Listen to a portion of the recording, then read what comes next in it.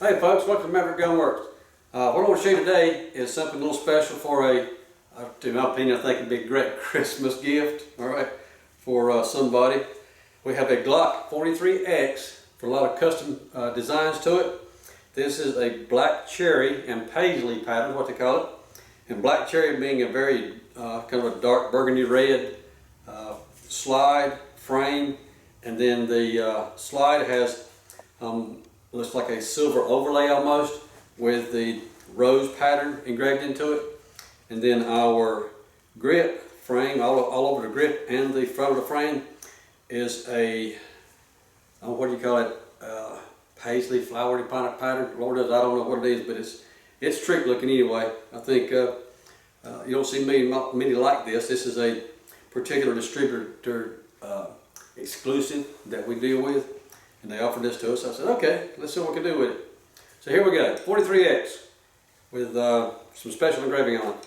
But other than that, it is the typical 43X Glock, where you have your single stack 10 round mag here, and we'll show you real quick that the gun obviously is not loaded. So we'll do a couple of little feature descriptors about this.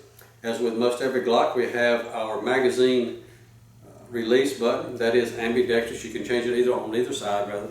You can put it on the right or left side. And typical horseshoe type rear sight, the white dot front sight. And again, there's a lot of aftermarket components for these things. You can change the sights very easily and make it more friendly for what you want at your preference.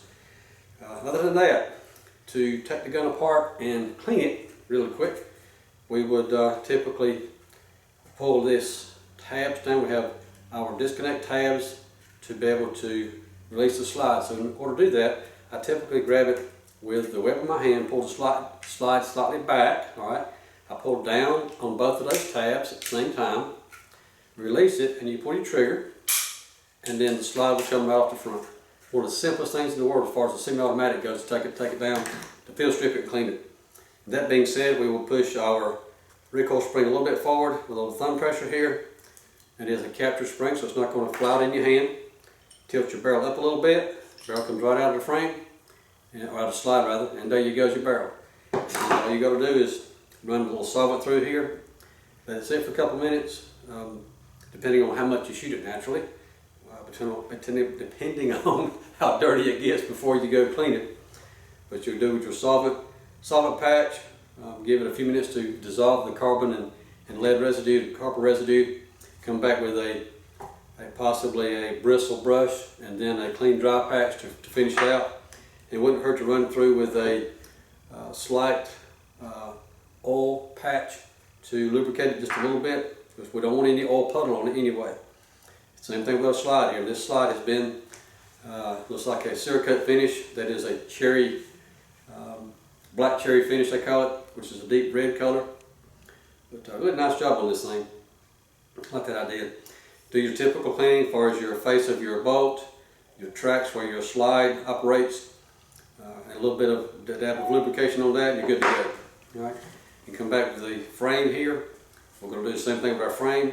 Pay special attention to the trigger mechanism on the back side where the sear connects, on the front side where your trigger operates, and also on the feed ramp for the cartridge comes up and enters into your barrel. All right. We'll clean that off, put a dab of oil on it, wipe it so you have just a dry, or not a dry film necessarily, but a small film. Okay, I don't like to leave it pulled up. Okay, there's just too much of attraction for dirt and grit to stick to it. Anyway, don't take a little bit of oil, goes a long ways on something like that. Okay. Anyway, let's put them back together here.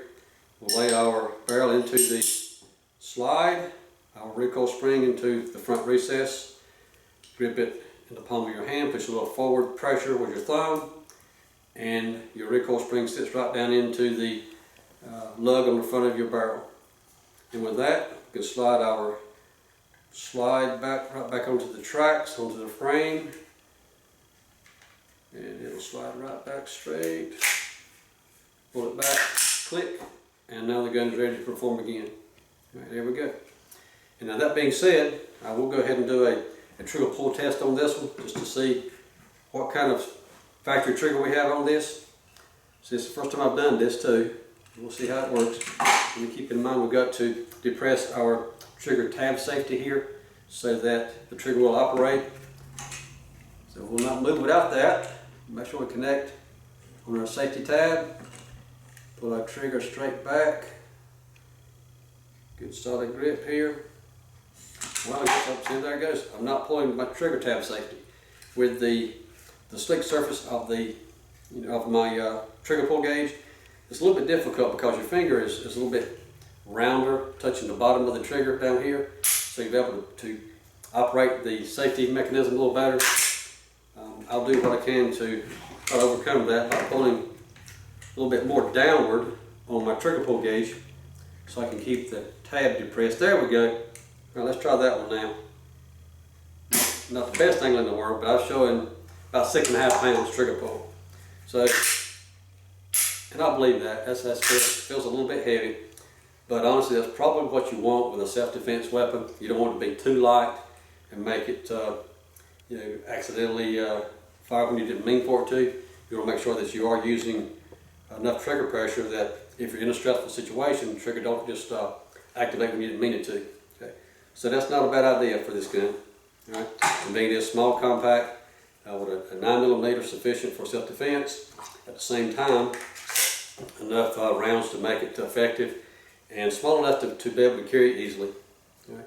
Anyways, there you go, guys. That's my quick look at this Black Cherry and Paisley pattern, elaborately engraved Glock 43X.